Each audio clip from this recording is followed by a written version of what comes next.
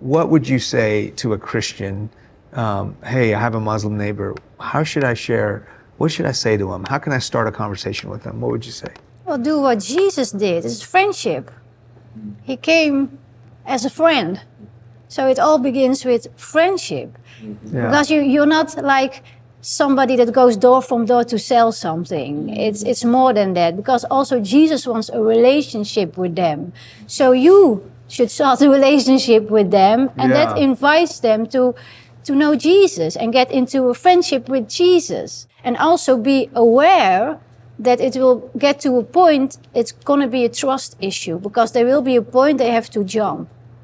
And if I look at myself, and I was like almost there, I knew I can lose everything. And the question that I had to say to myself is, do I trust God? Do I trust Him? If I go for Him, I will be okay in the end. Like whatever happens, He will be there for me. And be aware, if you talk with Muslims, that it's not easy. So it's friendship and trust. So I think what you're saying on that first point is, before they care about what you know, they want to know that you care. Exactly. You know? That's they beautiful. They have to see that first, or you have to earn the right to be heard. And I think you do that by the way you care for them. I would say you serve them, be a servant, have a servant attitude. Like, what can I do for you? How can I pray for you?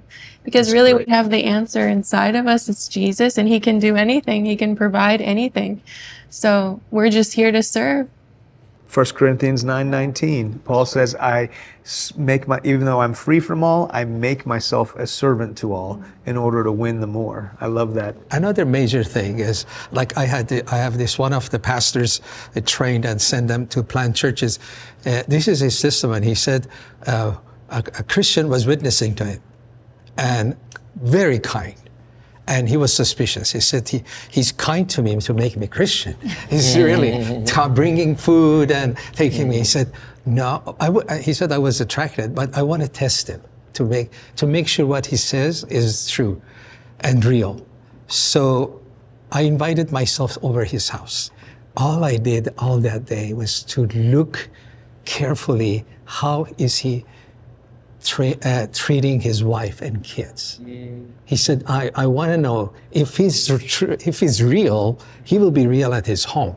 He said, by the end of that day, I said, I'm ready to receive Christ, because what he was showing me was real. The way he treated his wife and kids was real. So they want to know, what difference has it made for you? That's right. So what I've heard is you pray for them, you serve them, you be a friend to them, but none of that happens until you've invited them into your life, until you've gotten to know them. And so I think a lot of sharing our faith is listening and observing also, and looking for those bridges to give them the good news. And if I can add there, I would say is you're listening to what they're saying, you're asking genuine questions about their background and all the things that they're telling you, but then also just listening to the Holy Spirit too, because God may give you something that He wants you to say, a way that He wants you to interject, or something He wants you to do. So it's like we're listening to the person, but we're also listening to the Holy Spirit and saying, okay, God, how do you want me to enter into this conversation? So beautiful. And then just that genuine curiosity opens them up to really want to hear, okay, maybe there's something I need to listen to here. So beautiful.